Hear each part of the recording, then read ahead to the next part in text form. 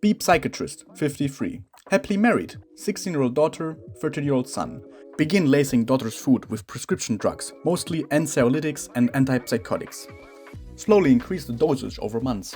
Whenever she misbehaves, abruptly cut the dosage and watch withdrawal symptoms build up. That to daughter's shrink therapy, which almost always ends up into her apologizing for stuff she never did. Reward with ice cream, obviously laced, and see how she feels better.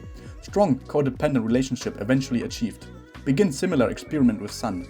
Not going into details, but both actually start developing schizophrenia.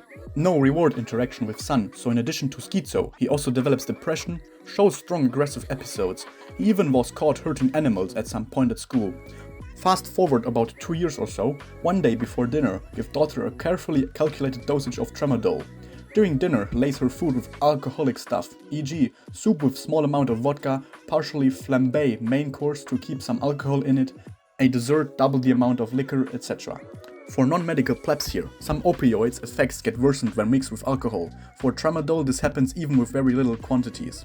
Fast forward that night after everyone's asleep, copulate with daughter. Get her pregnant. Abuse her schizo state of mind and convince her it was her brother.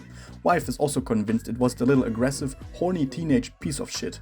Convince brother it was his best friend. Boy goes in a rampage and beats his friend to a pulp. Fast forward, really cheap DNA test, family DNA match. Wife devastated because our 15-year-old got her sister pregnant. 4 months later, miscarriage. Won't get into details about the physical effects all the drugs had on the fetus. Now, 16-year-old brother commits suicide, daughter attempted suicide and got in a coma. Now divorced and eating apple pie with vanilla ice cream, life is good.